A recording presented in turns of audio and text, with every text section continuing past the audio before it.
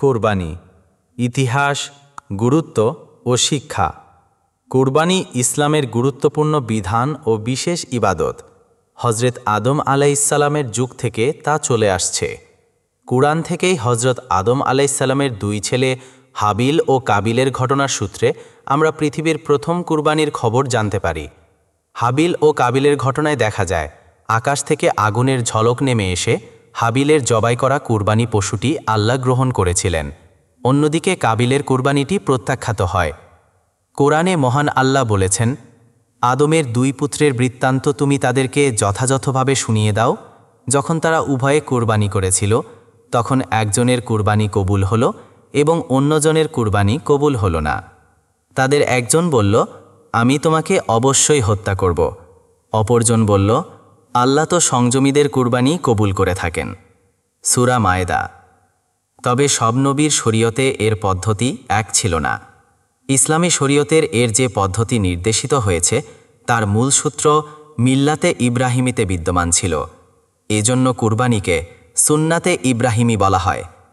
হজরত ইব্রাহিম আলাইহিসসালামের কুরবানির কথা খুদ কুরআন মাজিদে উল্লেখিত হয়েছে এবং এর সঙ্গে জুড়ে আছে এক অবিস্মরণীয় ঘটনা।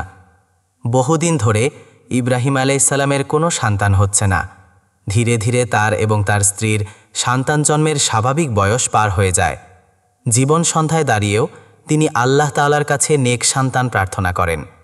হে আমার রব, আমাকে নেক সন্তান দান করো। সূরা সাফফাত। যতদিন যাচ্ছিল, ইব্রাহিম আলাইহিসসালামের হৃদয়ে সন্তানের আকাঙ্ক্ষা তত বৃদ্ধি পাচ্ছিল এবং আল্লাহর কাছে ততই দোয়া কাতর হচ্ছিলেন। অবশেষে আল্লাহ তার আকাঙ্ক্ষা পূরণ করে একজন সহনশীল পুত্র সন্তান দান করেন। এই সন্তানের নাম রাখেন ইসমাইল। একজন ৮০ পর বৃদ্ধ লোক সন্তানের মুখ দেখলে কত আনন্দিত হবে সহজেই অনুমেয়। ইব্রাহিম আলাইহিসসালামের শুধু আনন্দিতই হননি, আল্লাহর শুকরে তার হৃদয়ে ভরে যায়। তিনি শুকর আদায় করে বলেন, সমস্ত প্রশংসা আল্লাহর, যিনি আমাকে বৃদ্ধ বয়সে ইসমাইল ও ইসহাক দান করেছেন। নিশ্চয়ই আমার রব দোয়া শ্রবণ করেন। সূরা ইব্রাহিম। ইব্রাহিম আলাইহিসসালাম শামে বসবাস করছিলেন। এক সময় আল্লাহর পক্ষ থেকে নির্দেশ এলো, পুত্র ইসমাইল এবং তার মা হাজারকে যেন মক্কায় রেখে যান। মক্কায় তখন জনবসতি এবং জীবনোপকরণ কিছুই ছিল না। তারপরও আল্লাহর নির্দেশ মতো তিনি তাদেরকে সুদূর মক্কায় রেখে যান। ইসমাইল আলাইহিসসালাম ধীরে ধীরে বেড়ে উঠতে শুরু করেন। তিনি যত বড় হচ্ছিলেন, তার প্রতি পিতার ভালোবাসা তত বৃদ্ধি পাচ্ছিল। যখন তিনি ছোটাছুটি করার বয়সে উপনীত হন, তখন ইব্রাহিম আলাইহিসসালামের এক কঠিন পরীক্ষার সম্মুখীন হন। তিনি স্বপ্নে দেখেন একমাত্র কলিজার টুকরোকে জবেহ করছেন। এটা যদিও স্বপ্ন ছিল, কিন্তু নবীগণের স্বপ্ন ওহির মতো হয়ে থাকে। তাই এই স্বপ্নের অর্থ এই ছিল যে আল্লাহর পক্ষ থেকে ইব্রাহিম আলাইহিসসালামকে একমাত্র সন্তান ইসমাইল আলাইহিসসালামকে জবেহ করার আদেশ করা হয়েছে। ইসমাইল আলাইহিসসালাম যদিও ইব্রাহিম আলাইহিসসালামের দীর্ঘদিনের স্বপ্ন এবং দুয়ার ফল, কিন্তু তার কাছে আল্লাহর আদেশ ছিল সবার উপরে। তিনি খুশি মনে এই আদেশ পালন করতে রাজি হয়ে গিয়েছিলেন, কেননা সন্তান আল্লাহই দান করেছেন। এখন তিনিই তাকে জবেহ করার আদেশ করেছেন।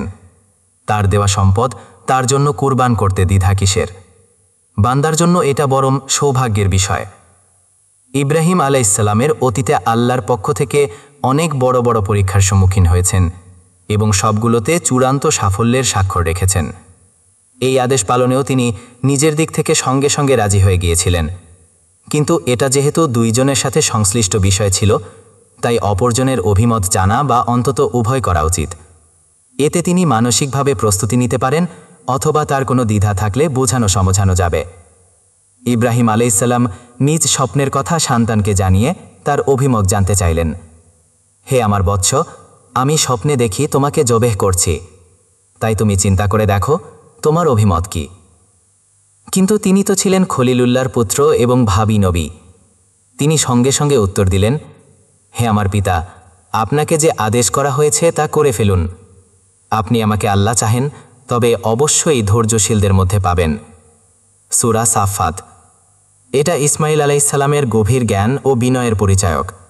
ইব্রাহিম আলাইহিসসালাম তার কাছে একথা বলেননি যে আল্লাহ তোমাকে জবেহ করার আদেশ করেছেন। তিনি একটি স্বপ্নের কথা বলেছেন মাত্র। কিন্তু ইসমাইল আলাইহিসসালাম বুঝে ফেলেছেন এই স্বপ্ন মূলত আল্লাহর একটি আদেশ। দ্বিতীয়ত, তিনি ইনশাআল্লাহ বলে বিষয়টি আল্লাহর কাছে সমর্পণ করেছেন এবং আমাকে ধৈর্যশীলদের মধ্যে পাবেন বলে এই ইঙ্গিত করেছেন যে এই ধৈর্য একা আমারই কৃতিত্ব নয়, বরং দুনিয়াতে আরও বহু ধৈর্যশীল আছেন। ইনশাআল্লাহ আপনি আমাকে তাদের মধ্যে পাবেন। এভাবে তিনি অহংকার ও আত্মমুগ্ধতার নামগন্ধটুকু পর্যন্ত খতম করে চূড়ান্ত বিনয়ের প্রকাশ করেন। উপরে দেওয়া লেখাগুলো নিচে পড়ে শোনানো হলো। যখন পিতা পুত্র উভয়ে আল্লাহর আদেশ পালনের জন্য রাজি হয়ে গেলেন, তখন আসল পর্ব। ইব্রাহিমা পুত্রকে জবেহ করার জন্য কাত করে শোয়ালেন। জবেহের ক্ষেত্রে যদিও সাধারণ নিয়ম হলো চিৎ করে শোয়ানো, কিন্তু ইব্রাহিম আলাইহিসসালাম ইসমাইল আলাইহিসসালামকে কাত করে শোয়ানোর উদ্দেশ্য সম্ভবত এই ছিল যে আল্লাহ তাআলার আদেশ পালন প্রসঙ্গে তারা দুইজন নিজেদের পক্ষ থেকে তো এটাই ধরে নিয়েছিলেন যে পিতা পুত্রকে কার্যত জবেহ করবেন। তাই ইব্রাহিম আলাইহিসসালাম পুত্রকে কাত করে শোয়ালেন, যাতে ছুরি চালানোর সময় চেহারা নজরে না পড়ে, পাছে পুত্রবাৎসল্য উঠলে মন টলে যায়। এ থেকে অনুমেয় এই আদেশ পালনের জন্য তারা কত আন্তরিক ছিলেন। আল্লাহ তাআলার আদেশ পালনের জন্য তারা যেহেতু তাদের এখতিয়ারাধীন সবকিছুই করে ফেলেছিলেন, তাই তাদের পরীক্ষা হয়ে গিয়েছিল। অনন্তর আল্লাহ তাআলা তার কুদরতের এক কারিশমা দেখালেন। তিনি নিজ কুদরতে সেখানে একটি দুম্বা পাঠিয়ে দিলেন। ইব্রাহিম আলাইহিসসালাম আল্লাহর নির্দেশে পুত্রের স্থলে সেটি জবেহ করলেন। ইসমাইল আলাইহিসসালাম জীবিত ও নিরাপদ থাকলেন। কোরআনের ভাষায়, অতপর যখন তারা উভয়ে আদেশ মান্য করল এবং পিতা পুত্রকে উপুর করে শুইয়ে দিল, আর আমি তাকে ডাক দিয়ে বললাম, হে ইব্রাহিম, তুমি স্বপ্নকে সত্যে পরিণত করে দেখিয়েছ। আমি এভাবেই সৎকর্মশীলদের প্রতিদান দিয়ে থাকি। নিশ্চয়ই এটা ছিল স্পষ্ট পরীক্ষা, এবং আমি এক মহান কুরবানির বিনিময়ে তাকে অর্থাৎ ইসমাইল মুক্ত করলাম। সূরা সাফফাত। ইব্রাহিম আয়ের এই দুম্বা কুরবানি হল ইসলামী শরীয়তে নির্দেশিত কুরবানির পদ্ধতির মূল সূত্র। সামর্থ্যবান মুসলমানদের কর্তব্য হল পশু কুরবানি করা। এটা কুরআন এবং হাদিস দ্বারা প্রমাণিত। আল্লাহ তাআলা ইরশাদ করেন, সুতরাং আপনার প্রতিপালকের জন্য সালাত আদায় করুন এবং কুরবানি করুন। সূরা কাউসার। এই আয়াতে নবী সাল্লাল্লাহু আলাইহি ওয়াসাল্লামকে এবং তার মাধ্যমে গোটা উম্মতকে নামাজ ও কুরবানির আদেশ করা হয়েছে। আব্দুল্লাহ ইবনে আমরের সূত্রে বর্ণিত এক দীর্ঘ হাদিসে এসেছে, নবী সাল্লাল্লাহু আলাইহি ওয়াসাল্লামের কাছে দিন সম্পর্কে জানতে এসেছিল। ফিরে যাওয়ার সময় নবীজি তাকে ডাক দিয়ে বললেন, আমাকে ইয়াউমুল আজহারের আদেশ করা হয়েছে। এই দিবসকে আল্লাহ এই উম্মতের জন্য ঈদ বানিয়েছেন। মুসনাদে আহমদ, সুনানে আবু দাউদ, সহিহ ইবনে হিব্বান। এই হাদিস থেকে জানা গেল আল্লাহর পক্ষ থেকে নবী সাল্লাল্লাহু আলাইহি ওয়াসাল্লামকে কুরবানির দিন কুরবানি করার জন্য বিশেষভাবে আদেশ করা হয়েছে। মিখনাফ ইবনে সুলাইম বলেন, আমরা নবী সাল্লাল্লাহু আলাইহি ওয়াসাল্লামের সাথে আরাফায় অবস্থান করছিলাম। তখন তাকে বলতে শুনেছি, হে লোক সকল, প্রত্যেক ঘরবালার উপর প্রতি বছর কুরবানি আবশ্যক।